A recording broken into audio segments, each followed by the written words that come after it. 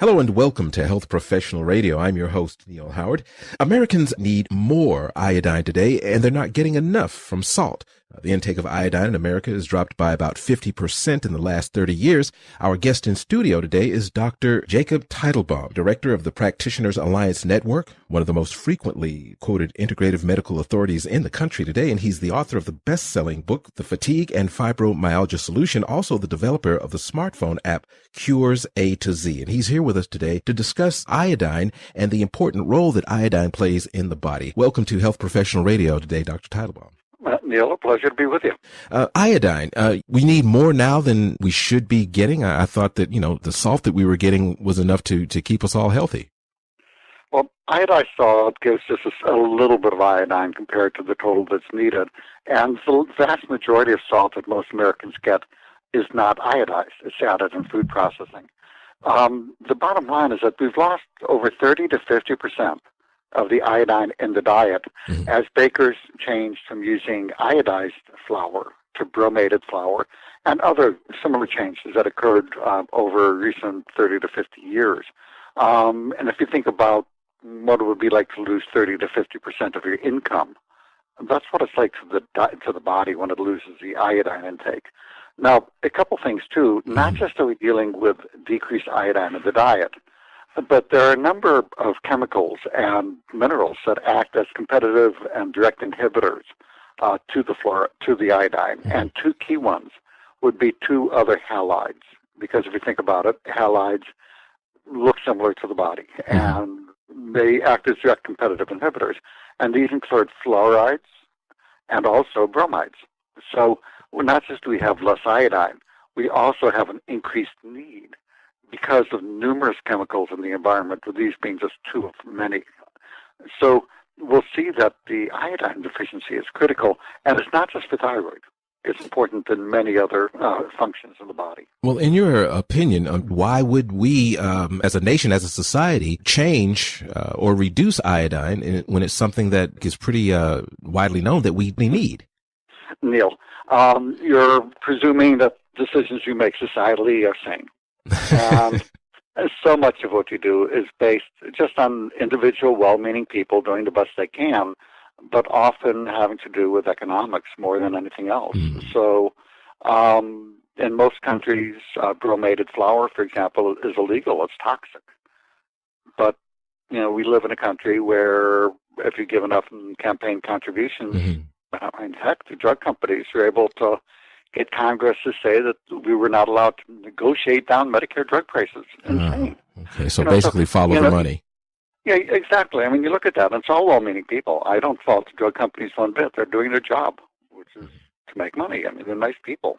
But socially, we make decisions that are often unwise, and that's one reason our healthcare system is arguably certainly not the best in the world, and without question is by far the most expensive and quite probably the most toxic. So let's just say as physicians, we can't count on Congress or the drug industry to look out for our patients' well-being. We really have to take on that responsibility ourselves, and that means learning to separate sense from nonsense, looking at the research. And so often when people are screaming evidence-based medicine, it's because they're giving what really is slick advertising masquerading as science, which is what most drug companies are putting out. And then by using that slogan, almost justifying it. It's kind of, the old Orwell 1984 Department of Defense was always, invading everybody kind of thing.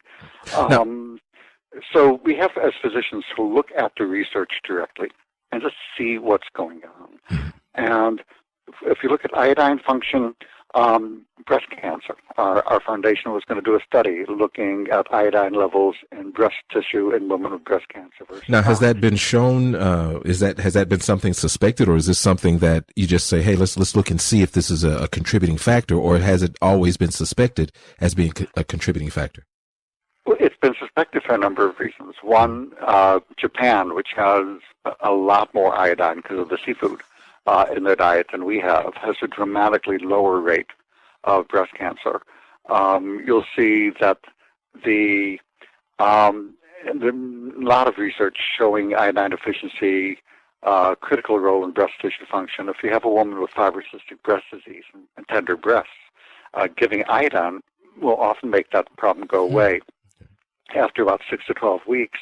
But the thing is, when we did a literature search, we found that that study had already been done and showed that women with breast cancer have lower levels of iodine significantly in their tissues.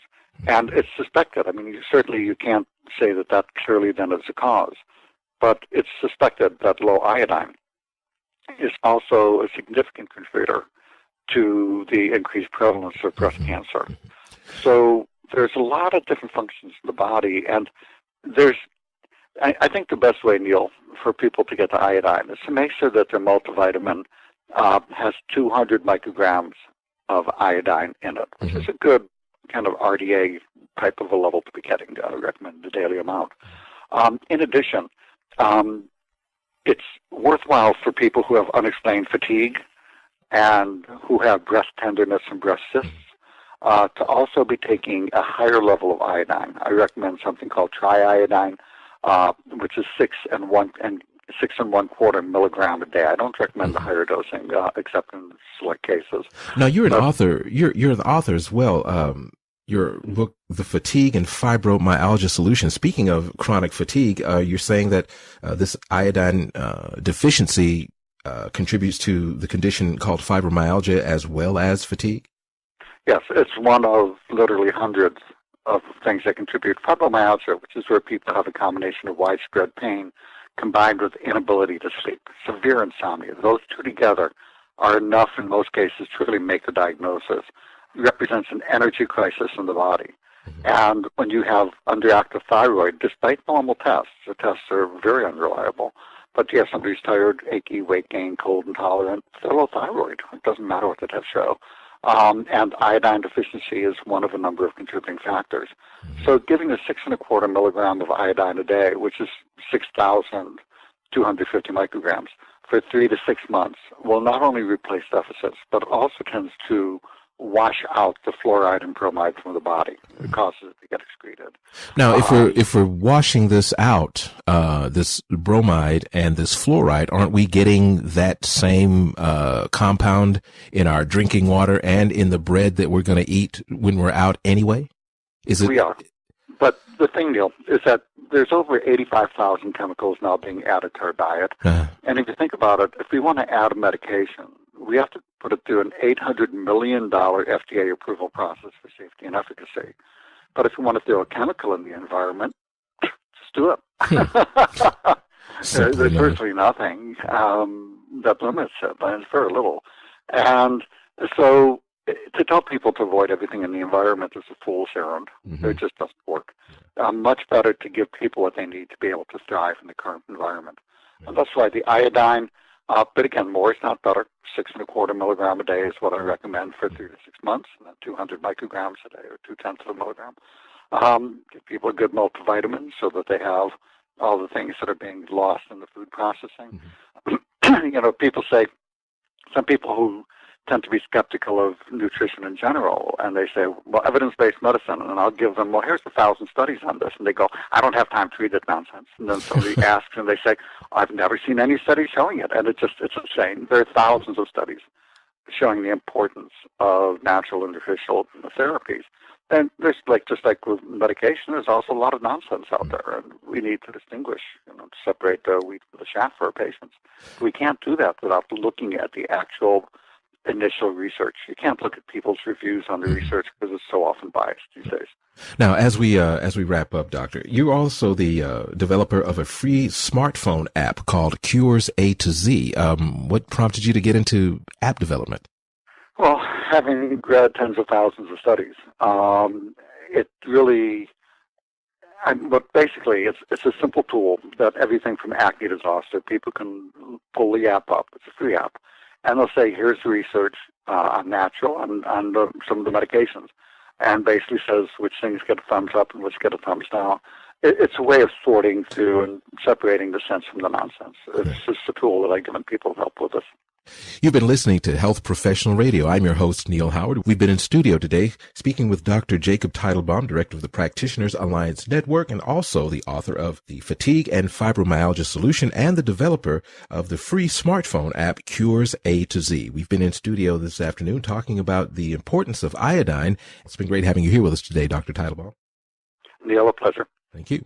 Transcripts and audio of this program are available at healthprofessionalradio.com.au and also at hpr.fm, and you can subscribe to our podcast on iTunes.